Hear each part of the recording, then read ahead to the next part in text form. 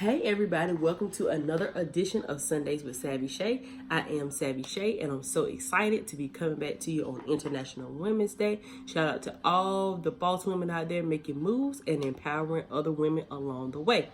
Tonight, I'm going to speak to you again on interviewing. That's the series that I focus on in February, and I want to keep going on that mode because that is so important as we are in hiring season in the spring. So I want to just give you a few tips, a few do's and don'ts on what to do when the interviewers ask you if you have any questions. You want to go in with questions. I would recommend 3 to 5 questions, no more than that, because you don't want the interview to last any longer than it has to because you're nervous and they probably have a schedule they're trying to keep to. So you don't want to prolong the time, but you do want to be prepared with your questions. I recommend that you record them in some type of notebook and be prepared to record or at least jot down some notes based on the answers that they give you. Okay, so I'm going to be referring to my notebook. So here we go. First tip, what you want to know is what type of training or support do they offer for new employees? Meaning, how can they help you when you first get on board? Are there classes you have to take? Are they face-to-face? Are they online? Is it blended? What is it that they're going to do to help you to learn the culture and the climate and how to do the job? Even if it's a job that you previously done, when you move to a different place, the work is going to be different. Number 2, I would ask, what are your expectations for the first 30, 60, 90 days? That's going to give you some benchmarks on what it is that they're expecting you to actually do and perform to help improve the organization. Number 3, I would ask, how do you measure success in this role? In other words, how will I be evaluated? Is it monthly? Is it quarterly? Is it semi-annually? Is it just once a year? You want to know how you're going to receive feedback to know if you are meeting the objectives that were set out before you or not. Because what you don't want to do, particularly if you are in an at-will state, meaning that they can just get rid of you without cause, you don't want to be blindsided and they just come and get rid of you one day and you had no idea why. Okay, so those are some things to do or to ask at the end of an interview. My secret question that I always ask whenever I'm interviewing is, if you could describe the ideal person for this role in one word, what would it be?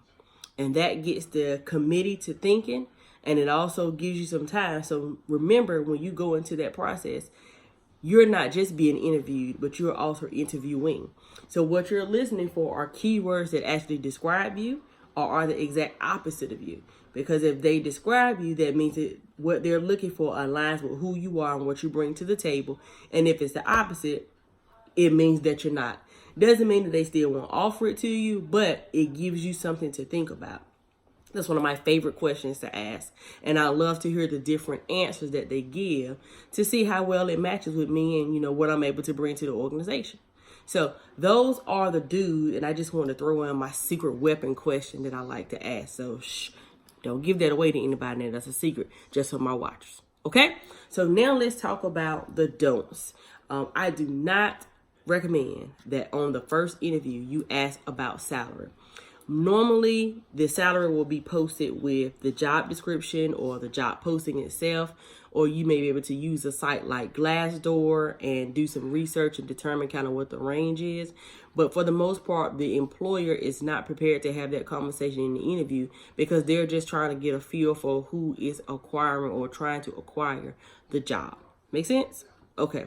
Number 2, the second thing that I don't recommend that you ask is, when can I start?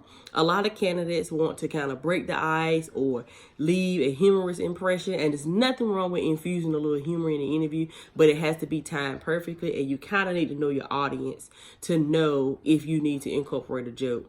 The employer may not know how to respond to that. So they may say something wrong like, oh, you can start tomorrow. And then you get excited thinking, oh, I broke the ice, I have a chance. And then they hire somebody else and you feel silly. So I don't recommend that you ask that question. I know you're probably enthusiastic and excited, particularly if you have been out of work or if you're applying for your dream job, but you want to refrain from asking that question. Okay. The next thing that I recommend you don't do is when they ask you if you have a question, for you to say, no, I don't have any questions. you need to go in prepared to ask some questions again, because you want to show the interview committee that you are a thoughtful person, that you're future focused, and that you're ready to bring whatever it is that you bring to help further their business. And asking them questions and having them reflect on their own business practices and principles shows that you are a good candidate. Okay, so I just want to give you just those few simple do's and don'ts where you're in the interview process.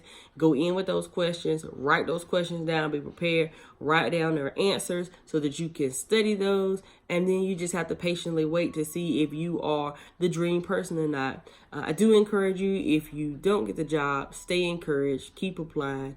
Every no gets you closer to a yes, and you are closer than you think to the job of your dreams. Thank you all so much for tuning in for another edition of Sundays with Savvy Shay.